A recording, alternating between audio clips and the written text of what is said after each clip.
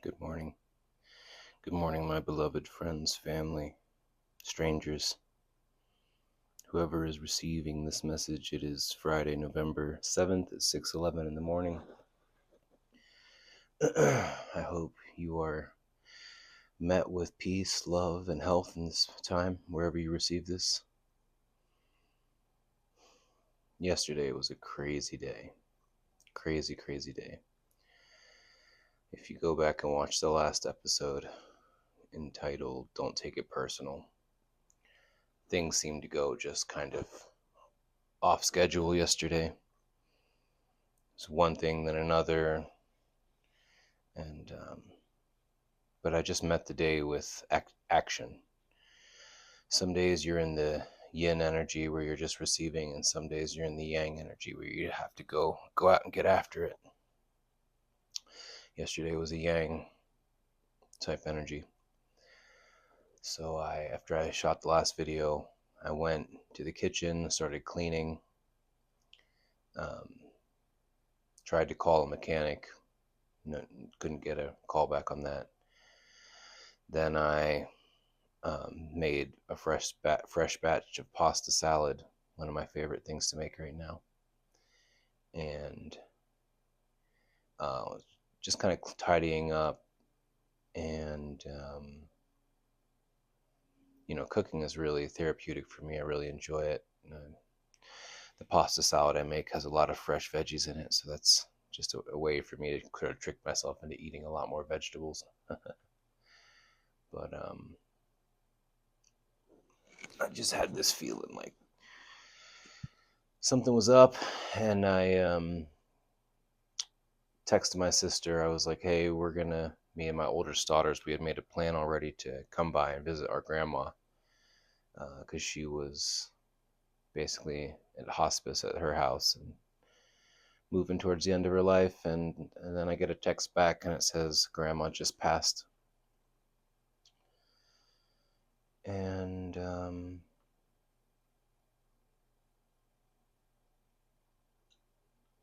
I've dealt with a lot of death. This time it was different.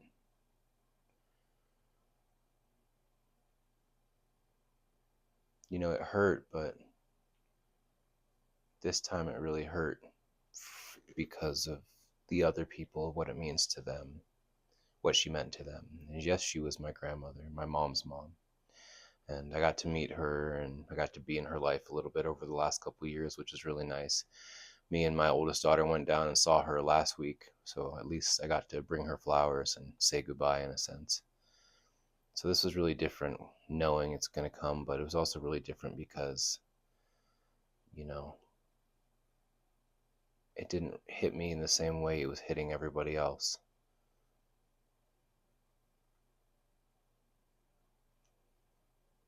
And so I was feeling more for my family yesterday than I was feeling true grief for my own loss of connection. And so I kind of just hanging out at the house. I was watching some football stuff, and when I got that news, I went outside and I was just looking at the sky and just thinking about everything, thinking about life. And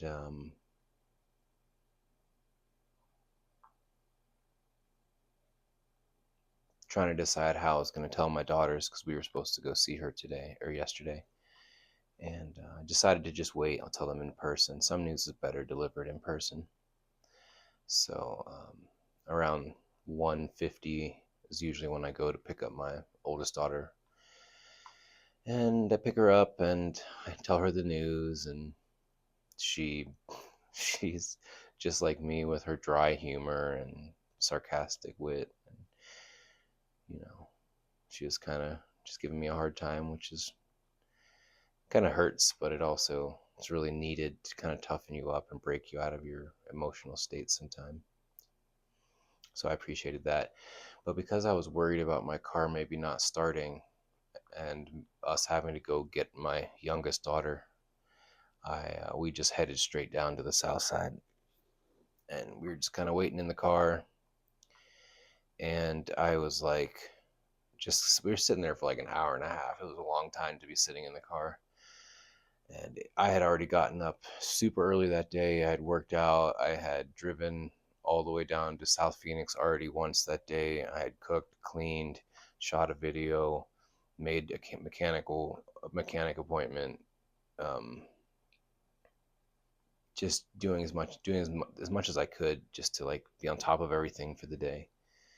And so around like 3:30, I was hurting. I was tired. I was like, man, I'm so tired. I kept thinking in my head, I was like, God, I wish we had just gone over there now and I could have saw her, because they didn't call the people to come pick up her body till 5 o'clock, so everybody was just kind of there, just sitting with her and um, grieving and saying their last goodbyes. And I was thinking, man, I should have gone now instead of waiting till 4:30, um, just so I could have done it and then gotten Penny and gone home. And I was like, that's kind of selfish. It's okay, it's fine. So at 4:30, we got Penelope, and we went over there, and I had to tell her the news. And they're kind of like me. Like, this wasn't somebody who they had in their life a lot. I mean, it was somebody that's important to them, but great grandmother that just came into their life 2 years ago, 3 years ago. We would see her once in a while, not a lot, but it doesn't quite hit them that hard. But I was like, I have to go over. I was like, man, when you're just tired and you have to drive and you're just like, fuck, I don't want to do this. But I was like, man, I have to. I have to go over there. I have to show up. So important to show up. It's so important. Even if you don't know what you're supposed to do or how you're supposed to act, it's so important to show up and trusting yourself in those moments. It's very important. So drove about 20 minutes over to South Side from kind of down 20 minutes down Southern to the west, and get to my sister's house. And all my family's there, and I still didn't feel comfortable turning my car off. I wanted to make it home. So um, Sadie decided to stay in the car. She didn't want to see her body.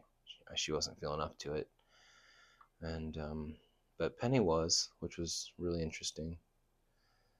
Sadie sometimes lets her fear take over her, but also she just, I think she tries to protect. She tries to act really tough, but she has a really sensitive, kind heart, and I think sometimes she just tries to protect herself, which I understand. So anyway, me and Penny go inside, and I walk into the front yard, and I'm dapping everybody up. I see my brother, I see his dad, I see cousins, and there's my mom.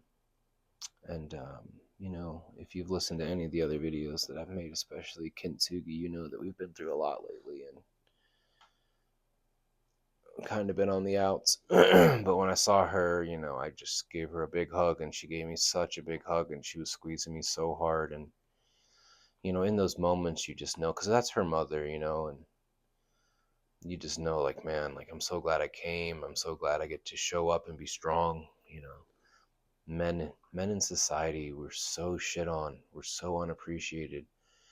And to be fair, there's a lot of dumb shit that we've done in the patriarchy and the whole system and the abuse of women. So I understand why women are not happy with us. But, overall, like, those are moments where we can really lend our strength and our stability. And it's so powerful and important to show up for our family. So gave her a huge hug. And,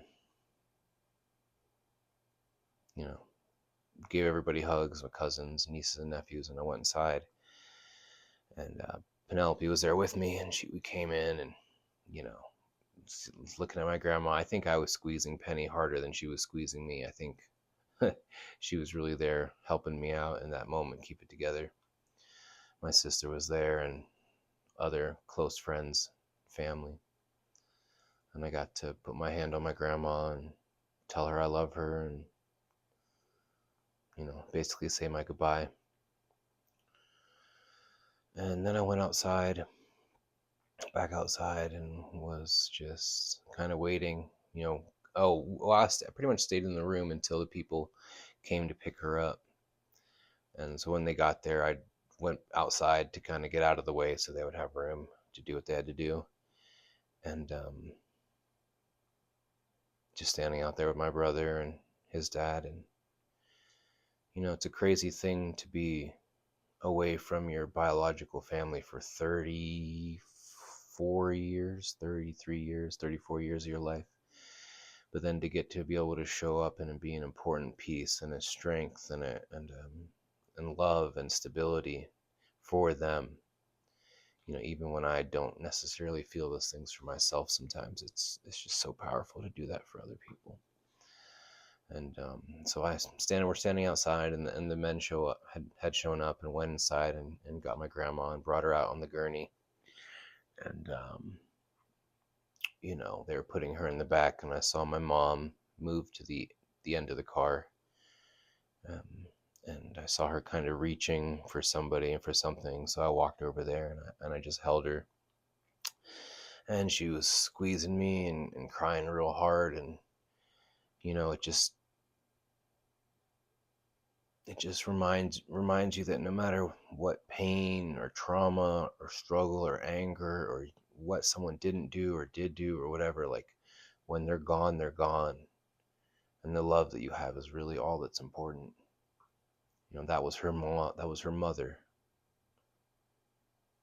And she was devastated. A lot of people were really devastated. My nephew took it really hard. But I was grateful to be able to be there, grateful to lend strength in a moment where I could, even though I was so tired and so exhausted. And just,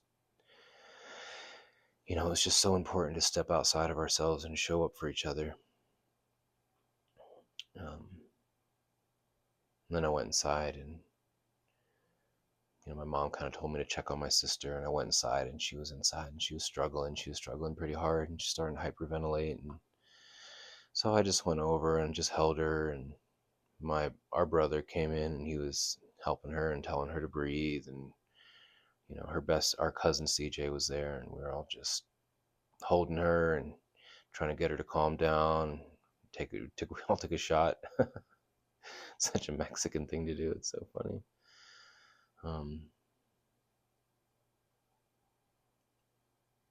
But just being there for her, and I was trying to channel all my peaceful energy. I was trying to alchemize all her pain and put my hands on her back and just tried to flood her with powerful, peaceful energy. And I could just feel our father, our ancestors, our lineage just moving through me and healing the situation and giving us all strength. And and eventually she was able to calm down. And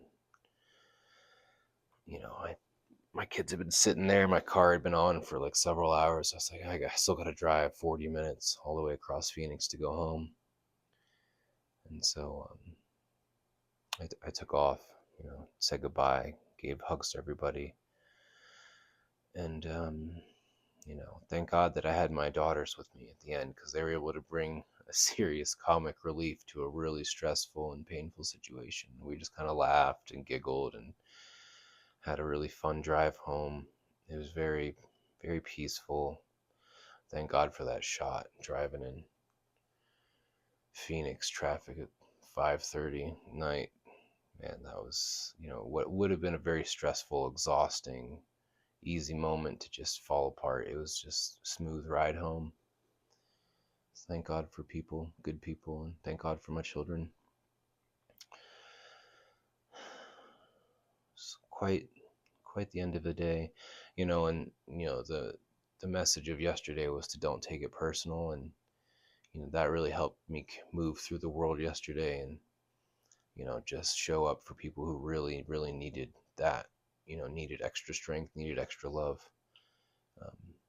Whatever our problems are, whatever the struggle is, like you got to show up for people. And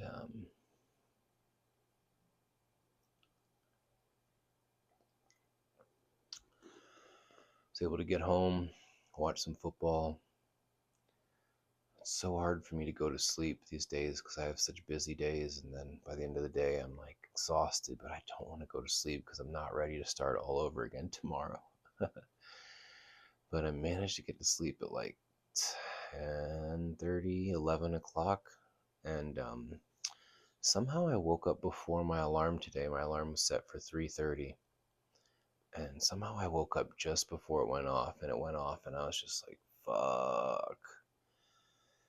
I don't want to get up. I don't want to work out. I really don't have to. I was like, I don't have to. No one's making me do this. I don't have to get up right now. I could just sleep in and get some rest. And I was like, yesterday was a long day, and then I thought about how my grandma didn't wake up yesterday, or how she woke up for the last time, and then, you know, each moment we get on this earth is a profound blessing.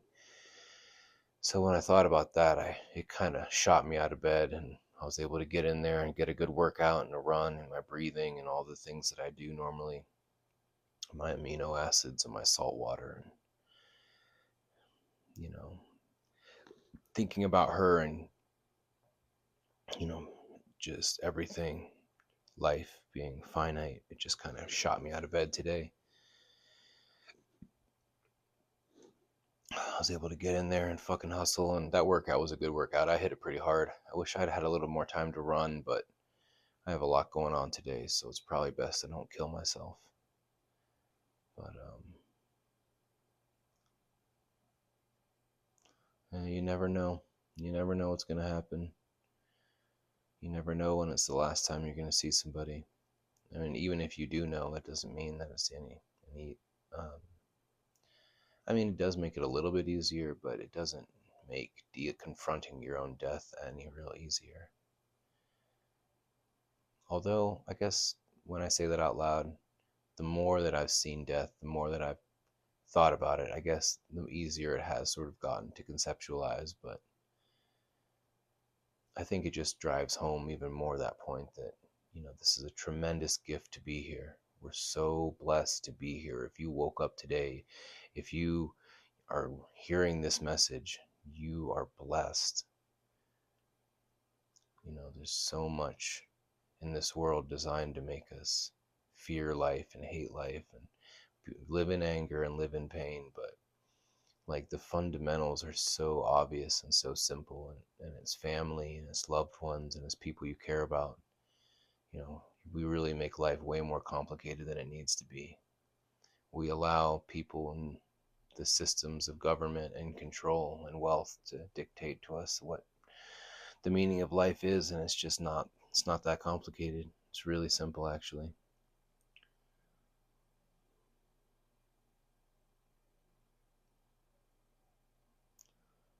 So I don't know what today holds, but I hope it's something beautiful. Oh, it's time for me to wrap this up. I got to start waking kids up. But I don't know what today holds, but I know it's going to be something beautiful. And I'm very grateful to be here. So as always, I love you all. Keep fighting. Peace.